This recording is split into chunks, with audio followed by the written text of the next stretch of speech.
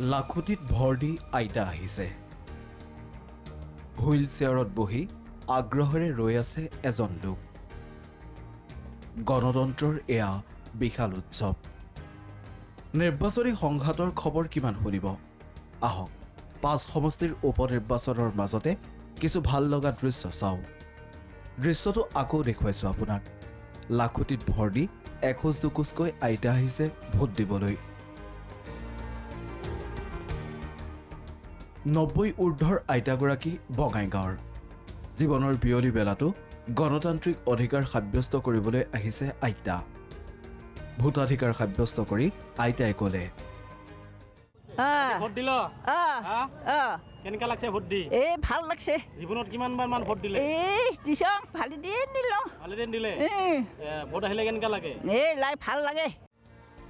ইফালে হিংসাজৰ্জৰ চামগুৰিতো একেই দৃশ্য। সমষ্টিটোৰ বিভিন্ন ভোট কেন্দ্ৰলৈ হাউলিৰ পৰা শৰীৰটোলৈ খপি খপি খোজ দি আহিছে ভোট দিবলৈ। কাৰোবাক আত্মীয়ই ধৰি আনিছে, কোনো আকৌ নধৰাকৈ আহিছে আগ্ৰহেৰে। কি আশা কৰিবলৈ নাই, কি আশা মানে ভৱিষ্যতে আশাটো আছেই। যিখিনি প্ৰাপ্য বস্তু পাব লাগে সেইখিনি পাম বুলি আশা কৰি দিছো। হুইল চেয়াৰত বহি ভোটদানৰ বাবে অহা এই লোকজনক কি ক'ব?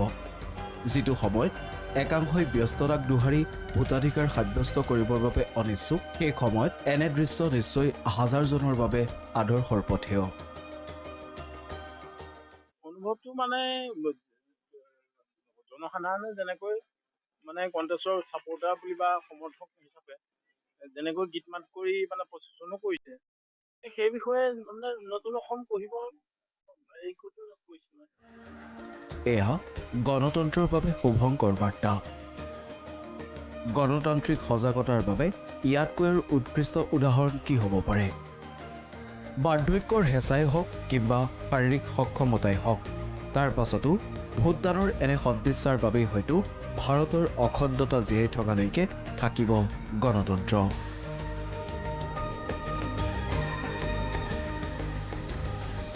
নিউজ ডেস্ক, প্ৰথম খবৰ।